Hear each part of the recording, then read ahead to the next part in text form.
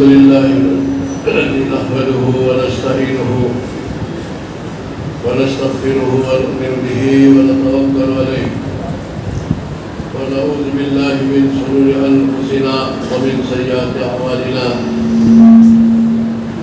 من يهده الله فلا مضل له ومن يضلل فلا هادي له ونشهد أن لا إله إلا الله ونشهد أن محمدا عبده ورسوله أعوذ بالله من الشيطان الرجيم بسم الله الرحمن الرحيم ألف لام ميم ذلك الكتاب لا ريب فيه هدى للمتقين علماء کرام عزیز طلبہ اور برادران اسلام، سب سے پہلے میں آپ کو مبارکبادی دیتا ہوں۔ الحمدللہ ہم نے آ کے یہاں بہت اچھا سن لیا، ہم کو کچھ سیکھنے کا ملا۔ قرآن کے ساتھ، دین کے ساتھ آپ کا ذوق، شوق، لگاؤ، یہ بہت بڑی نعمت ہے۔ نعمتوں میں سب سے بڑی نعمت ہے دین کا، قرآن کا اور اس لائن کا شوق ہو۔ اس کا جتنا شکر ادا کیا جائے اتنا کم ہے۔ کوئی نعمت کو ہمیشہ باقی رکھنا ہو، پائیدار رکھنا ہو تو شکر کے زنجیروں میں کس کے باندھ دو، اور اس قسم کی دینداری کے ساتھ اگر سنگین سے سنگین حالات بھی آئے، یہ حالات عارضی ہوتے ہیں، موسمی ہواؤں کی طرح آئے گزر جائے، حقیقتاً نہیں ہوں گے۔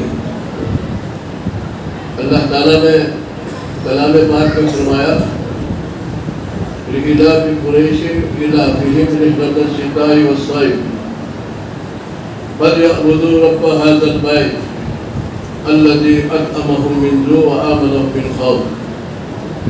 اللہ نے قریش کو نعمتیں دی، مختصر ہے کہ اللہ نے کہا کہ اس نعمت کو باقی رکھنا ہو تو شکر کرو۔ فَلْيَعْبُدُوا رَبَّ هَذَا الْبَيْتِ الَّذِي أَطْعَمَهُم مِّن جُوعٍ وَآمَنَهُم مِّنْ خَوْفٍ۔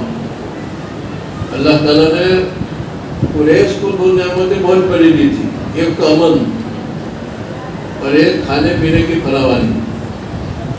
اگر کھانے پینے کی فراوانی ہے لیکن امن نہیں ہے تو پھر اس کا لقمہ کنکر بن جائے گا، کرکس بن جائے گا۔ تو اللہ تعالیٰ نعمتیں کھانے کی بھی دے، امن کی بھی دے، بڑی نعمت ہے۔ اس نعمت کے اللہ نے فرمایا کہ فَلْيَعْبُدُوا رَبَّ هَذَا الْبَيْتِ، کعبہ شریف کی دوپہر میں اب سبحانہ وتعالیٰ نے یہ بڑی نعمت دی، امن کی اور کھانے کی فراوانی، تو کچھ رکعتیں بڑھا دو شکر کی۔ آپ کا ذوق، شوق، دینی جذبہ باقی رکھنے کے لیے کبھی کبھی 2 رکعت شکرانہ سب پڑھ لیں کہ اللہ تیرا شکر ہے، 2 رکعت اللہ کے سامنے جھک کے پھر مانگے کہ اس نعمت کو باقی رکھنا۔ دوسری بات یہ ہے کہ مجلس قرآن کریم کے ختم کیا ہے، ان بچوں نے اپنے سینوں میں قرآن کریم کو لیا۔ اللہ تعالیٰ نے دنیا کو سب سے بڑی نعمت قرآن دی، کسی کو مسلمانوں کے لیے نہیں۔ قیامت تک جتنے انسان پیدا ہوں گے اللہ تعالیٰ نے انسانوں کو ان کی انسانیت کی خوراک کے طور پر قرآن کو دیا ہے۔ جیسے اللہ نے پیٹ دیا، اللہ نے پیٹ دیا، پیٹ کو بھوک لگتی ہے، پیاس لگتی ہے، تو لمبا چوڑا نظام اللہ نے پیٹ کا بھی بنایا، زمین بنائی، اور زمین کے اندر سے انسان کی بدن کی ساری ضروریات نکلتی ہے، کھانا بھی، پینا بھی، شوقیات کی دنیا میں پھول رنگ رنگ کے وہ بھی زمین سے نکلتے ہیں، پھل بھی زمین سے نکلتے ہیں، کپڑا بھی، کوئی چیز باقی نہیں زمین سے نہ نکلتی ہو، اس کی ضروریات بدن کی پوری ہوتی ہے۔ اسی طرح سبحانہ وتعالیٰ نے انسان کو بدن کے ساتھ جو انسانیت دی، جو روحانیت دی، اس کی غذا کے لیے قرآن کریم، جیسے مادیت کے لیے زمین، روحانیت کے لیے قرآن کریم میں انسان کی انسانیت کی کوئی چیز اللہ نے چھوڑی نہیں۔ یہ بڑی نعمت ہے جو اللہ تعالیٰ نے دی۔ اور قرآن کریم آج دنیا میں اسلام کی حقانیت کی کتنی ٹھوس دلیل اور کتنی مضبوط دلیل حضرت نبی پاک صلی اللہ علیہ وسلم دنیا میں تشریف لائے، اور اللہ کے رسول علیہ السلام کے ہاتھ سے بہت سارے خلاف عادت معجزات کا ظہور ہوا، کتابیں بھری پڑی ہے، تو عملی معجزات اتنے کہ گن نہیں سکے۔ کتنا بڑا معجزہ کہ حضرت نبی پاک صلی اللہ علیہ وسلم نے اپنی انگشت مبارک کو آسمان میں اس طرح سے کیا رات کے وقت میں چاند کے ٹکڑے ہو گئے۔ کتنا بڑا معجزہ، بن سکتا کمر، کبھی آدمی سر پکڑ کے سوچے کہ حضرت نبی پاک صلی اللہ علیہ وسلم کی ذات اقدس اللہ کا کتنی مقبول، کتنی محبوب، اور اللہ نے ان کو کیا روحانیت دی کہ یوں کرے کہ چاند کے ٹکڑے ہو جائے۔ یہ تو ہم خالی سن لیتے، لیکن تھوڑی دیر 10 منٹ سوچے کہ جس محمد صلی اللہ علیہ وسلم پر قرآن کریم کا نزول ہوا، ان کا عملی معجزہ دیکھو۔ اس زمانے میں لوگوں نے دیکھا کہ چاند کا ٹکڑا اڑتا اڑتا جا رہا ہے، پھر جا کے جوائنٹ ہو گیا۔ حضرت نبی پاک صلی اللہ علیہ وسلم نے کھجور کے درختوں کو اشارہ کیا تو اس کا کھجور کا پوسا اس طرح سے اتر رہا ہے جیسے کوئی انسان باؤ کر آہستہ آہستہ دادر اترتا ہو، اور سامنے آ گیا اور یوں کیا پھر چلا گیا۔ یہ عملی معجزہ اللہ تعالیٰ حضرت نبی علیہ السلام کے ہاتھ پر اپنی قدرت کی ایسی نشانی تو کوئی ایسا نہ کر سکے، اور اشارہ کرے کہ محمد جو پیغام لے کر آئیں گے، قرآن، حدیث اور دین، دنیا کی کوئی طاقت ایسا نظام نہیں پیش کر سکتی ہے جیسے اللہ کے رسول نے پیش کیا معجزہ۔ آپ صلی اللہ علیہ وسلم جنگل میں تھے، قضائے حاجت کی ضرورت پڑی تو حضرت نبی پاک صلی اللہ علیہ وسلم نے ارادہ کیا تو جنگل کے درخت سب جمع ہو گئے اور گنبد بن گئے۔ آپ علیہ السلام فارغ ہوئے تو اپنی جگہ پہ چلے گئے۔ یہ تو مجھ نمونہ 2-3 باتیں قرآن اور حدیث کے اندر حضرت نبی پاک صلی اللہ علیہ وسلم کے دست مبارک سے جو معجزات ظاہر ہوئے وہ اتنا ہے کہ آدمی گن نہیں سکتے ہیں۔ لیکن یہ معجزات اس وقت کے لوگوں نے دیکھے۔ اب اللہ کے رسول کے بعد کوئی نبی آنے والے نہیں، اب خاتم الانبیاء، تو نبی کو نبوت کی برہان کے طور پر، دستاویز کے طور پر، سند کے طور پر معجزہ دیا جاتا ہے کہ میں اللہ کا نبی ہوں اور یہ سند ہے میرے پاس۔ اب کوئی نبی آنے والے نہیں تو امت محمدیہ کو قرآن کریم کیا اس کی ایک ایک آیت معجزہ ہے، پورا قرآن ایک معجزہ نہیں، سورہ فاتحہ 7 معجزے، قرآن کریم کی ایک ایک آیت مستقل معجزہ ہے۔ آج اسلام دشمن طاقت ہے، اسلام کو مٹانے کے لیے پانی کی طرح دولت لٹا رہی ہے، لیکن کوئی مائی کا لال میدان میں ایسا نہیں کہ یہ نیت کرے کہ قرآن کا مقابلہ کرنا ہے۔ وہ جانتے ہیں کہ قرآن کا مقابلہ ایسا ہے جیسے سامنے پہاڑ ہے اور کسی آدمی کو غصہ ہے اس پہاڑ کو مجھے ہٹانا ہے، اور اس کے پاس 2 سوئی تھی، 2 سوئی کپڑے سینے کی سوئی، اور غصے میں کہا آج پہاڑ کو میں ہٹا دوں، تو کیا سوئی سے پہاڑ ہٹ سکتا ہے؟ دنیا کی ساری صلاحیتیں ختم ہو جائے لیکن قرآن کا آج بھی کوئی مقابلہ نہیں کر سکتا ہے۔ کتنی بڑا معجزہ حضرت نبی پاک علیہ السلام کو اللہ نے دیا۔ قرآن کریم نے چیلنج دیا نا، آج بھی چیلنج ہے، وَإِن كُنتُمْ فِي رَيْبٍ مِّمَّا نَزَّلْنَا عَلَىٰ عَبْدِنَا فَأْتُوا بِسُورَةٍ مِّن مِّثْلِهِ وَادْعُوا شُهَدَاءَكُم مِّن دُونِ اللَّهِ إِن كُنتُمْ صَادِقِينَ۔ قرآن یوں فرماتا ہے کہ انسانوں، اگر تم کو قرآن کے بابت سب شبہ ہے کہ قرآن اللہ کا نہیں ہے تو چلو چیلنج ہے، ایک سورت بنا کے لاؤ، کوئی نہیں لا سکتا ہے۔ لَئِنِ اجْتَمَعَتِ الْإِنسُ وَالْجِنُّ عَلَىٰ أَن يَأْتُوا بِمِثْلِ هَٰذَا الْقُرْآنِ لَا يَأْتُونَ بِمِثْلِهِ وَلَوْ كَانَ بَعْضُهُم لِّبَعْضٍ ظَهِيرًا۔ قرآن یوں فرماتا ہے کہ اگر انسان اور جناتوں کی ساری صلاحیتیں اکٹھی ہو جائے قرآن کا مثال جرب لانے کے لیے، اوریجنل بھی نہیں، ڈپلیکیٹ، ساری جمع ہو جائے، لیکن وہاں کیا ہے ایک دوسرے کو ساتھ دے تو بھی ہاتھ اونچا کر دے گی، ہمارے بس کی بات نہیں ہے، پہاڑ کو سوئی سے ہٹانا ہے، قرآن کا مقابلہ کرنا۔ قرآن یہ فرمایا کہ ہم یقولون افترا، کیا یہ بکواس کرتے ہیں کہ قرآن ایک بناوٹی چیز ہے؟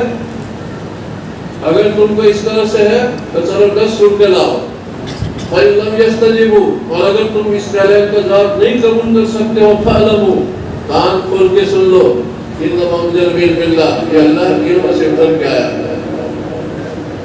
قرآن اللہ کے علم سے اتر کے آیا ہے، اور اللہ کے علم لامحدود۔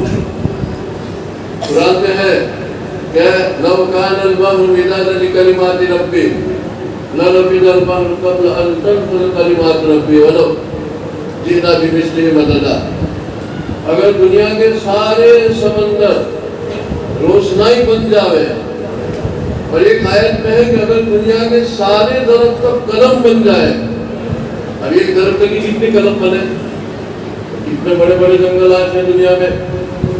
قرآن نے کہا کہ دنیا میں جتنے درخت اور جھاڑ جنگل ہے اس کی ایک ایک تحریک قلم بن جائے، قرآن کہتا ہے، اور جتنے سمندر ہے سب روشنائی بن جائے، اور اللہ کی علموں کو لکھنے میں آئے تو سارا روشنائی ختم ہو جائے سمندروں کی، پھر دوسرے سمندر، پھر دوسرے سمندر، پھر دوسرے سمندر، لیکن اللہ کی علم دھوم کا دھوم، اس علم سے اتر کے قرآن آیا، علم موجودہ ہے۔ ذاتاً کبھی عزائی ہوا 1,20,000 تفسیر تو لکھی جا چکی، مولانا یوسف صاحب بنوری رحمہ کی کتاب ہے، اس میں انہوں نے لکھا ہے کہ 1,20,000 تفاسیر تو ہو چکی، لیکن ابھی ابل رہا ہے لوگ قرآن میں سے، جیسے پانی کے چشمے ابل رہے ہیں۔ ہم تک آیتیں پڑھتے ہیں، عبادت پڑھتے ہیں، تلاوت کرتے ہیں، اس کے اندر جو علوم ہے یخرج منہما اللؤلؤ والمرجان، اس میں سے جو علوم اور مرجان کو بال ہے، وہ تو ان کو پوچھو جن کو اللہ تعالیٰ نے قرآن کا سمجھ دیا ہے۔ ابن عباس کو کوئی پوچھے رضی اللہ تعالیٰ عنہ، خیر تو قرآن نے یہ فرمایا اگر تم کو ابھی بھی شک ہو، آج بھی قرآن کا چیلنج چھو کر تو ہے، اور دنیا کو چیلنج ہے۔ اب دیکھو ہمارے ہاتھ میں اسلام کی بات کسی کی آنکھ میں ہاتھ ڈال کے یقین کے ساتھ مضبوطی کے ساتھ کہنے کے لیے اتنا بڑا ہتھیار ہے، اتنی بڑی طاقت ہے، کوئی تردد نہیں، کوئی اس کے اندر ریب نہیں۔ الف لام میم ذالک الکتاب لا ریب فیہ، اس میں کوئی شک نہیں، اللہ کا کلام ہے۔ حضرت موسیٰ علیہ السلام فرعون کے پاس گئے، قرآن میں پورا لمبا ذکر ہے، مختصر۔ اللہ نے فرمایا کہ یہ ہارون یہ موسیٰ فذهبا الی فرعون، تم فرعون کے پاس چلے جاؤ۔ کہا کہ پروردگار ہم کو تو ڈر لگتا ہے ہماری تکذیب کریں گے وہ، وَيَضِيقُ صَدْرِي وَلَا يَنطَلِقُ لِسَانِي، اور ان کے دربار کا شان شوکت دیکھ کر زبان نہیں چلے گی، سینہ پیچھے کا۔ اللہ نے کہا کلّا فَأْتِیَا، ہرگز نہیں، تم کو جانا پڑے گا، جاؤ، اور یوں کہو اِنَّا رَسُولَ رَبِّکُمْ فَأَرْسِلْ مَعَنَا بَنِی اسرائیل، ہم اللہ کی طرف سے، رب العالمین کی طرف سے آئے ہیں تمہارے پاس یہ فرعون۔ پھر لمبی بات ہونے کے بعد فرعون نے کہا ہمارا رب العالمین، بھئی تم رب العالمین کی طرف سے آئے تو رب تو میں ہوں۔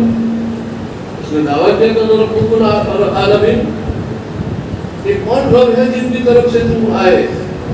اب حضرت موسیٰ علیہ السلام کے پاس معجزہ تھا، اتنی طاقت سی بات کرنے کی، ہمارے پاس تو ایک ہی آیت معجزہ ہے، والناس تک ان کے پاس 2 معجزے تک کتنی طاقت تھی۔ موسیٰ نے فرمایا کہ رب السماوات والارض وما بینہما ان کنتم موقنین، میں اس رب کی طرف سے آیا ہوں جو رب ہے آسمان کا، زمین کا، آسمان زمین کی مابین مخلوق کا۔ تو فرعون کی مجلس کے لوگ سوچنے لگے کہ ہم تو اس کو رب مانتے ہیں، اور آج تک ہم نے یہ سمجھتے کہ فرعون ہی رب پہ آدھا ہے، اور یہ تو یوں کہتے ہیں کہ آسمان زمین اور اس کو بنانے والا، اس کے بیچ کی مخلوق کو بنانے والا وہ اصل رب العالمین ہے، ان کی طرف سے آئے۔ تو فرعون کے مجلس میں جو ان کے بڑے بڑے سرداران تھے، قوم تھی، ان کے دماغ سے فرعون کا ویلیو کم ہونے لگا۔ دیکھو اس وقت ضرورت تھی کہ توحید کی بات کی جاوے، رب کی طاقت کی بات کی جاوے، رب کسی کا اس کی معرفت دی جاوے، کیونکہ اس وقت بیماری یہ تھی کہ اپنے آپ کو رب سمجھ رہا تھا۔ تو اس طرح سے اللہ کی بڑائی بیان کی کہ فرعون کو رب کہنے والے دھیمے دھیمے کیا ہے، فرعون اس کے دل سے نکلنے لگا۔ فرعون نے کہا اپنے ماحول میں جو بیٹھے ہو تو اللہ تستمعون، اللہ سنتے ہو یہ کیا کہتا ہے، اللہ سنتے ہو یہ کیا کہتا ہے. اس طرح سے فرعون نے اپنے ماحول کو کہا یہ تو یوں کہتا ہے کہ میں رب العالمین کی طرف سے آیا ہوں، میرے سوائے تو کوئی رب ہے نہیں، میں نے تو ان کو بھیجا نہیں.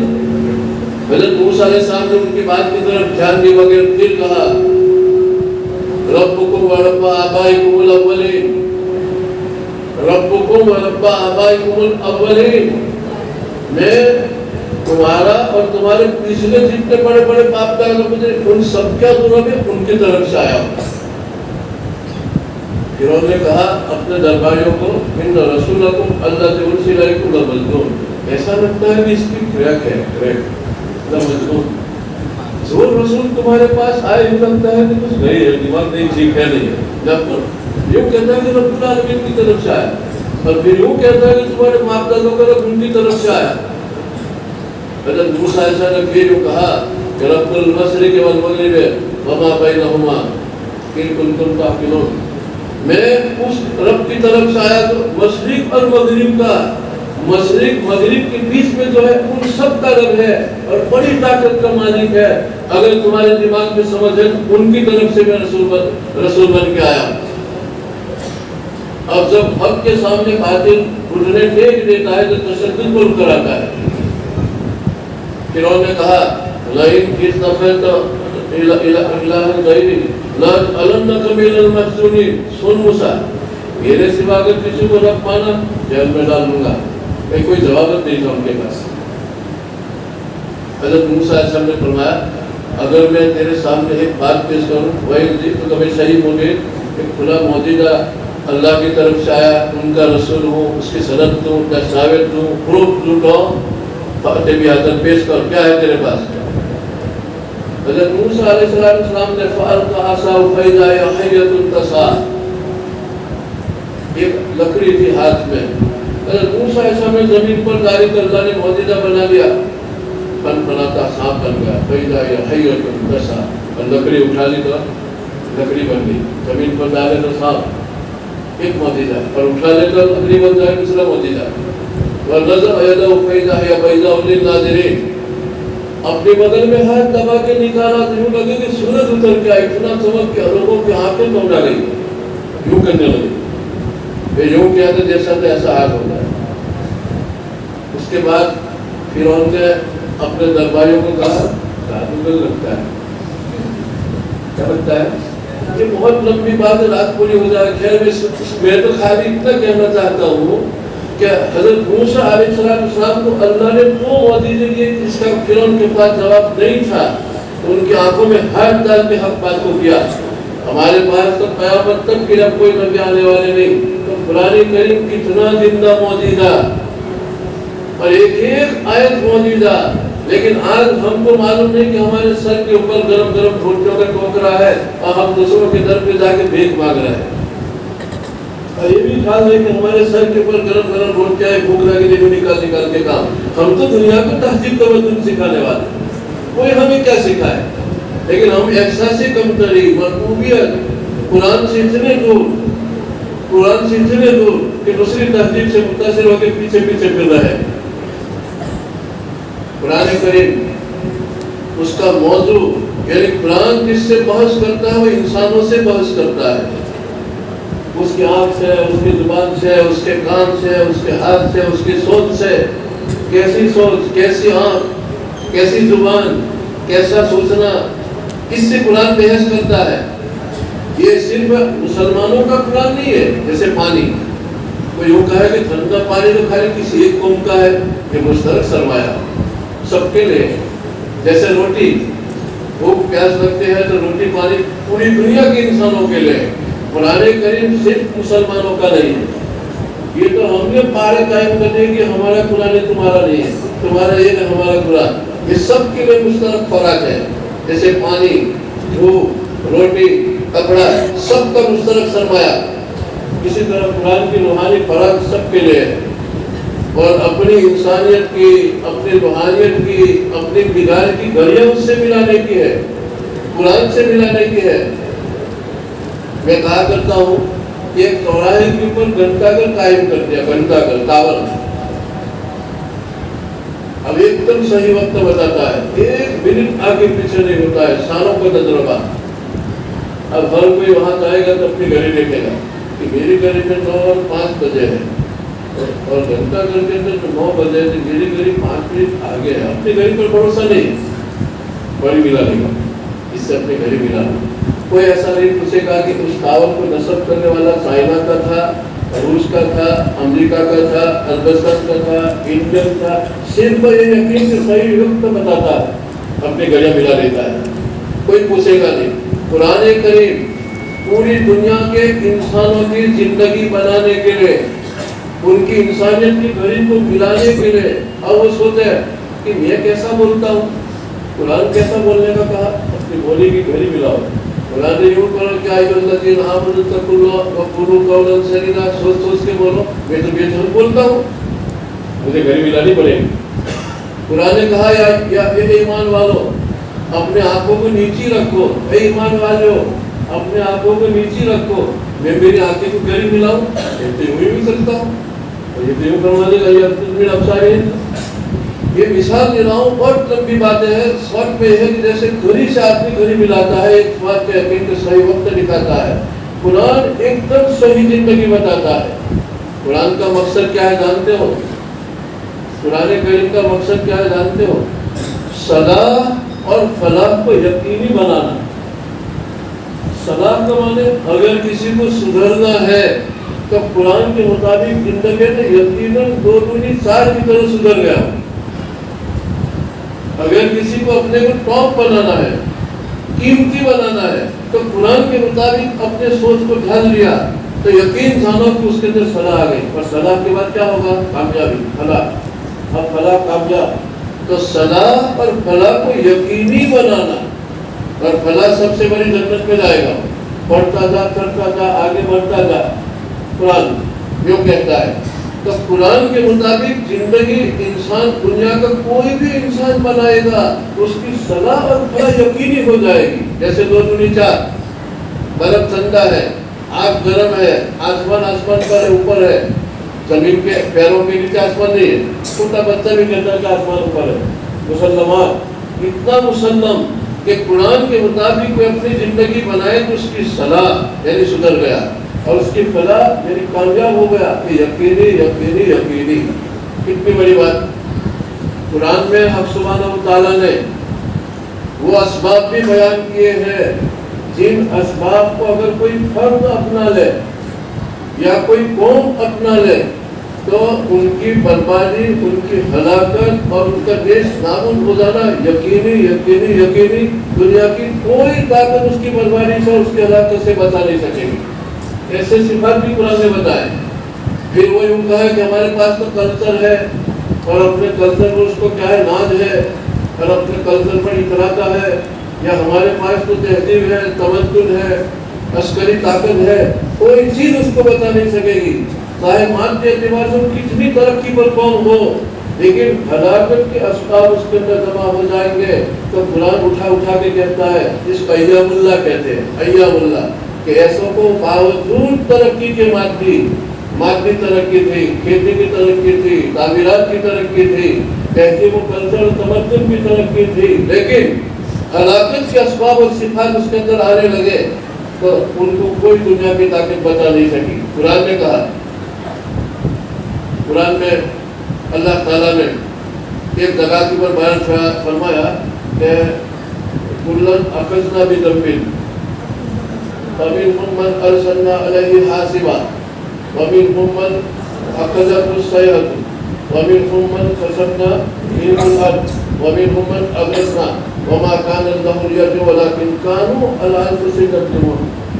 قرآن فرماتا ہے کہ کتنی قوموں کو جب بربادی اور تباہی اور ہلاکت کے اسباب گناہ اس کے اندر جمع ہو گئے تو اللہ نے مثال دیا کہ کتنوں کے پر نے دیش قوم آگے چلائی. قوم عاد پر بڑی طاقتور قوم تھی.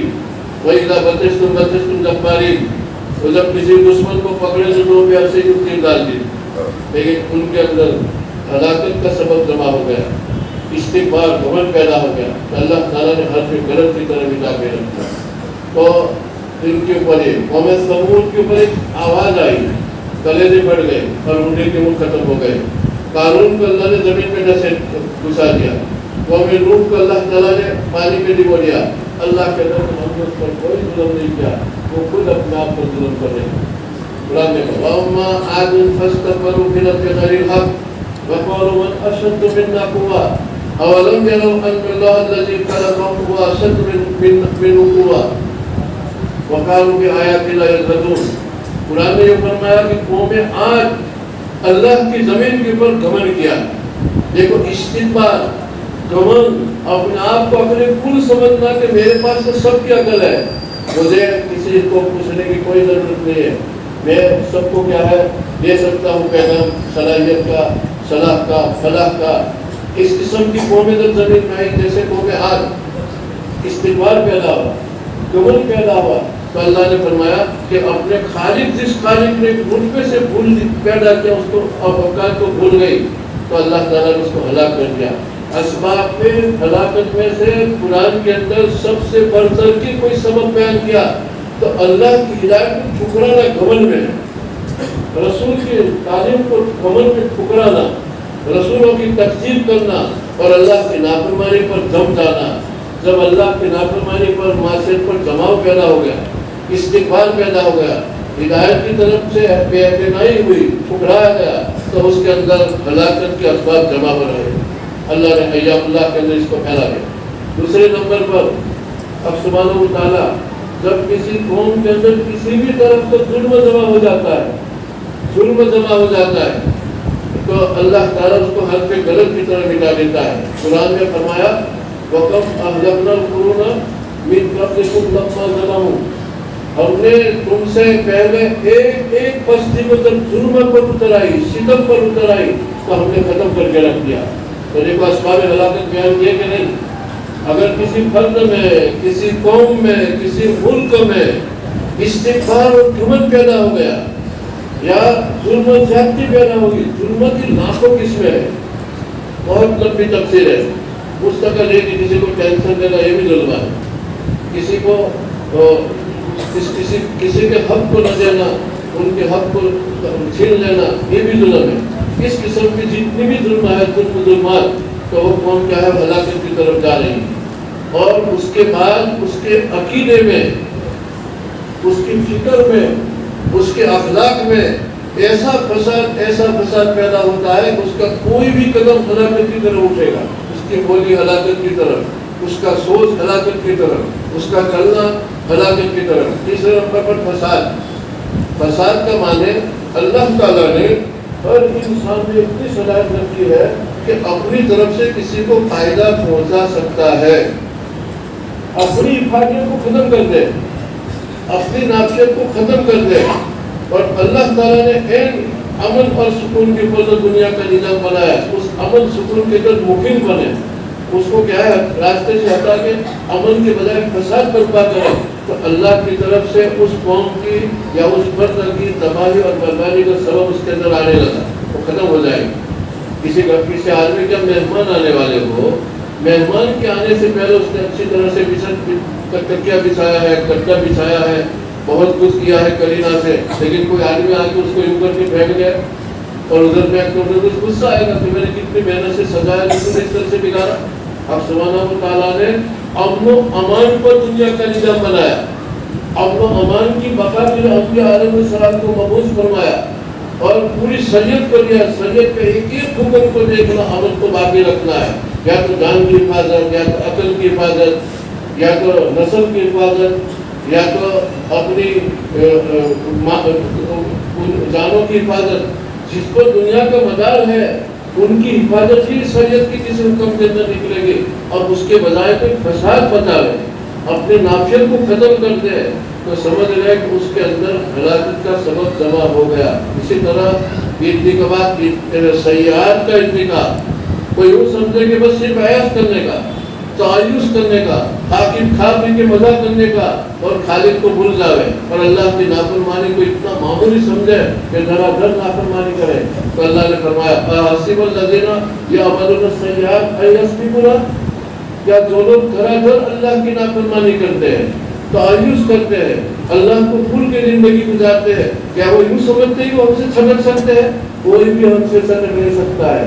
مختصر یہ ہے کہ کلام پاک تمام انسانوں کے لیے فلاح اور صلاح کو یقینی بنانے کے لیے اتارا اللہ پاک نے، اور نبی پاک صاحب نے اس کو سمجھایا، اس میں ایسے اسباب بتائے جو اسباب کوئی قوم اختیار کر لے تو چاہے وہ علوم اشیاء میں کتنے آگے ہو، مادیت میں کتنے آگے ہو، ان کے پاس کلچر بھی بہت اونچا ہے، تہذیب بھی بہت اونچا ہے، لیکن قرآن پڑھو اولم یسیروا فی الارض فینظروا کیف کان عاقبۃ الذین من قبلکم قالوا اصحاب الارض وامروا اکثر مما امروا۔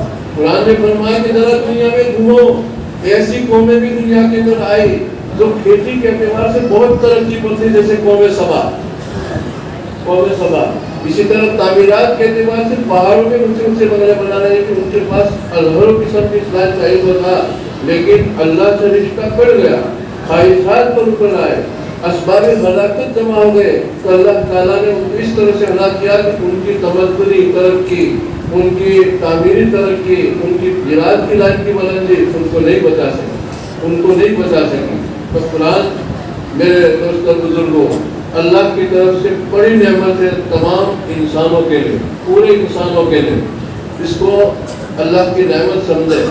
دوسری بات، قرآن کریم میں اللہ تعالیٰ نے جو علوم رکھے ہیں، جس طرح ہم نے تلاوت کی، قرآن پڑھا، آیاتیں پڑھی، لیکن اس میں جو اللہ کی مرادیں ہیں، اللہ تعالیٰ جو اس کے اندر اپنی مراد کے اس مرادوں کو چاہو، یہ بھی اللہ سے ہاتھ اٹھا کے سجدوں میں مانگے کہ اللہ مجھے علم اور قرآن کا نصیب فرما، مجھے قرآن کا نور نصیب فرما، تیری مرادوں میں مجھے مطلع فرما۔ جس طرح کبھی ہریالہ گھاس ہوتا ہے اور ہریالہ گھاس کے نیچے میٹھا پانی ہوتا ہے، لیکن گھاس کے نیچے چھپا ہوا ہے، کبھی کبھی ہوا سے گھاس کھلتا ہے تو پتہ چلتا ہے کہ نیچے پانی ہے۔ کہ ہم لوگ قرآن پڑھتے ہیں الحمدللہ رب العالمین الرحمن الرحیم مالک یوم الدین ایاک نعبد و ایاک نستعین، یہ تم نے قرأت کی، لیکن اس سورہ فاتحہ میں جو اللہ تعالیٰ نے علوم چھپا کے رکھے ہیں، اس کے اندر جو اللہ تعالیٰ نے اپنی رضا کے اسباب اللہ نے چھپا کے رکھے ہیں، تو جیسے ہوا گرنے سے گھاس ادھر ادھر ہوتے ہیں پانی نظر آتا ہے، اس طرح سے اللہ تعالیٰ اس کے اندر سے معانی کو دکھاتے ہیں، اور معنی تک کیا انسان کی بصیرت پہنچتی ہے اور اللہ کی مراد کو پا کے اللہ کی رضا کو حاصل کرتا ہے۔ یہ بہر رب زدنی علما، رب زدنی علما۔ حضرت نبی پاک صلی اللہ علیہ وسلم نے ابن عباس رضی اللہ تعالیٰ عنہ کو دعا دی کہ اللہ ان کو قرآن کا علم دے، تو اللہ نے کتنا قرآن کا علم دیا؟ اللہ سے مانگنا پڑے، اللہ سے مانگنے کے بعد ہم سبحانہ تعالیٰ وہ دن ہم کو دیتے ہیں۔ کبھی کشمیر جانا تو دیکھنا برف گر رہا ہے، تو برف باری کے اندر بڑے بڑے سیب کے جو باغیچے ہیں اس میں سوکھ جاتے ہیں، لیکن سیب کی خوشبو آتی ہے، اور جو برف نکلتا ہے تو بڑے بڑے سیب اندر سے نمودار ہوتے ہیں۔ اسی طرح ان آیاتوں کے اندر اللہ تعالیٰ نے جو ضرور المرضان چھپا کے رکھے ہیں، جو علوم چھپا کے رکھے ہیں، حضرت علی فرماتے ہیں اگر میں چاہوں تو سورہ فاتحہ میں سے اتنا علوم نکالوں تو سبھی روائی تو 70 اونٹ پر میرا دفتر اٹھانا پڑے، 70 اونٹ خالی سورہ فاتحہ کے اندر جو علوم کھپا کے رکھے ہیں وہ اگر میں نکالوں۔ اللہ کے رسول نے فرمایا انا مدینہ علی بابھا، میں مدینہ کا علم ہوں، علی اس کا گیٹ وہاں سے وہ نکلتے ہیں۔ تو اللہ تعالیٰ نے ہم کو بہت بڑی یہ دی۔ اب میں ان بچوں کو بھی کہتا ہوں کہ اللہ کا شکر ادا کرے، ان کے والد بھی مبارکبادی کے لائق ہے کہ ان کو اللہ تعالیٰ نے توفیق دی کہ اپنے بچوں کو حافظ قرآن بنایا۔ شاہ ولی اللہ علیہ رحمہ نے لکھا ہے کہ جس کے سینے میں قرآن اللہ تعالیٰ دیتا ہے عذاب قبر سے محفوظ ہو جاتا ہے۔ کتنا بڑا سرمایہ ہے، کتنی بڑی دولت، عذاب قبر سے وہ محفوظ ہو جاتا ہے۔ حضرت عمر رضی اللہ تعالیٰ عنہ کی حدیث ہے کہ نبی پاک صلی اللہ علیہ وسلم نے فرمایا کہ اس قرآن سے اللہ کتنوں کو اونچائی پر لے جاتا ہے اور کتنوں کو نیچے لے جاتا ہے۔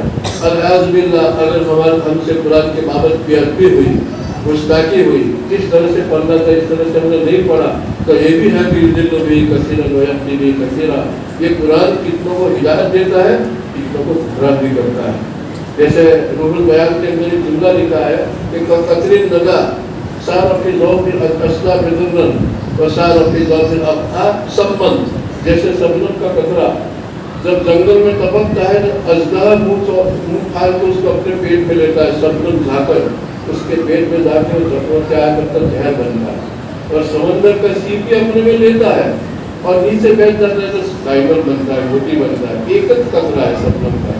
سانپ کے پیٹ میں جا کے کیا بنتا ہے؟ زہر بنتا ہے. اور سیپی کے پیٹ میں جا کے موٹی بنتا ہے. ایک قرآن ہے. کسی کے لیے ہدایت بنتا ہے اور کسی کے لیے برائی بنتا ہے. تو اللہ سے ڈرے بھی, کانپے بھی, اللہ سے ہدایت بھی مانگے. اور قرآن کریم جب ہدایت کے لیے اترا تو اس میں اتنی زبردست ہدایت ہے. دیکھو شیطان, جنات, ان کی فطرت میں سرکشی ہے, ان کی فطرت میں سرکشی ہے. لیکن حدیث میں آتا ہے کہ لمبا قصہ اس میں ایک ٹکڑا یوں آتا ہے کہ اوقات کے بازار میں جناتوں کی ایک ٹوٹ کی درخت پر بیٹھی تھی. نبی پاک صلی اللہ علیہ وسلم کی زبان مبارک سے قرآن کریم سنا فجر کی نماز میں. تو قرآن سنتے ہی کیا ہے, دھیان کیا تو چلا اٹھنا سمینا قرآن ارے عجیب قرآن, یہ تو ہدایت کی طرف لے جاتا ہے. تو سب کو جناتوں نے ذرا توجہ دی تو اللہ تعالیٰ نے ان کو ہدایت دے دی. تو قرآن کو اگر توجہ سے ہدایت کی مانگ سے ہم پڑھیں گے تو اللہ کیا ہے ہم کو یہ دے دیں گے. ایک تو قرآن ہم فنی حیثیت سے پڑھیں یا مفسر بنیں, ان کی روایت پر ہمارا کام ہو جائے. ایک مطالعہ بھی یہ بھی ہو کہ فنی حیثیت سے مفسر بنیں, اور ایک مطالعہ ہدایت اور نصیحت کی حیثیت سے کہ قرآن جس مقصد کے لیے اترا ہے ہدایت اور نصیحت, اللہ تعالیٰ ہدایت اور نصیحت کا بھی ہم کو بڑا حصہ نصیب فرماوے. اگر ہم کو ہدایت نہیں ملی قرآن کے باوجود تو اس کی مثال ایسی ہے, اس کی مثال ایسی ہے کہ ایک آدمی کو درزی کا فن تو آتا ہے, کرتا سی سکتا ہے, پاجامہ سی سکتا ہے, شیروانی سی سکتا ہے, پورا فن جانتا ہے. بیچارے کے پاس کپڑا نہیں ہے. اب کپڑا نہیں ہے کیسے سیے؟ یہ ایک سنار ہے, انگوٹھی بنا سکتا ہے, بالی بنا سکتا ہے, پورا فن جانتا ہے, لیکن اس بیچارے کے پاس نہ سننا ہے نہ چاندی ہے, تو بنائے کیسے؟ اسی طرح میرے پاس نماز کے مسائل تو ہے, میرے پاس زکات کے مسائل تو ہے, میں اخلاقیات کے علموں کو جانتا ہوں, لیکن ہدایت نہیں ملی تو میں باوجود اخلاقیات کے علموں کے بد اخلاق ہوں گا, باوجود نماز کے مسائل کے بے نمازی ہوں گا, باوجود روزے اور زکات کے مسائل کے زکات بھی نہیں دوں گا, میں روزہ بھی نہیں رکھوں گا. جیسے وہ بیچارہ جانتا تو ہے لیکن کپڑا نہیں ہے کیسے سیکھے دے, سونا چاندی نہیں ہے تو کیسے دیور بنا کے دے, یا بڑا بیچارہ پلنگ بنا سکتا ہے, کرسی بنا سکتا ہے, دروازہ بنا سکتا ہے, لیکن لکڑا نہیں ہے ان کے پاس. تو ہدایت ایسا جیسے مٹیریل. تو قرآن ہدایت کے لیے اترا تو قرآن پڑھتے وقت اندر سے مان ہو ہماری. یہ سب سے بڑی قرآن کی قدر ہے کہ اللہ جس مقصد کے لیے تو نے قرآن کو اتارا, ہم تو اس سے بھیک مانگتے ہیں, اس میں سے مجھے ہدایت دے, مجھے نصیحت دے. قرآن نے اس کی دعوت دی ہے, اولا تذکرون اولا یذکرون اولا یشکرون اولا فبأي آلاء ربکما تکذبان. کہاں کس انداز سے اللہ تعالیٰ تدبر کی دعوت دیتا ہے, تدبر کی دعوت دیتا ہے, ہدایت کی مانگ کی دعوت دیتا ہے. یہ بنیادی چیز ہے. خیر عقید میں وقت بھی ہو گیا تو میں یوں کہتا ہوں کہ بچے مبارکباد ہے, ان کے والد بھی مبارکباد ہے کہ اللہ تعالیٰ نے ان کو بچوں کو حافظ کرنے کی توفیق عطا فرمائی. اور اللہ سے دعا کرتے ہیں کہ اس مبارک مجلس سے ہماری جتنی خواہش تمنائیں ہیں اللہ پوری فرماوے. جو بیمار ہو ان کو اس کے طفیل میں تندرست عطا فرماوے. جو مقروض ہے اللہ تعالیٰ اس کی طفیل میں ہمارے قرضوں کو ادا کرنے کے اسباب مہیا فرماوے. گھروں میں الجھن ہو تو اللہ تعالیٰ اس مبارک محفل کی برکت سے اللہ تعالیٰ گھروں کی الجھنوں کو سلجھا دے. یہ دعائیں کرے, یہ دعا کا محل ہے, دعا کا مقام ہے, اللہ کا کلام ہے. اور اللہ سے دعا کرے کہ ہم نے جو کچھ سنا اللہ تعالیٰ ہمارے دین میں طلاق کے عطا فرماوے, اس پر عمل عطا فرماوے, اس کے مطابق یقین عطا فرماوے. وآخر دعوانا الحمدللہ رب العالمین.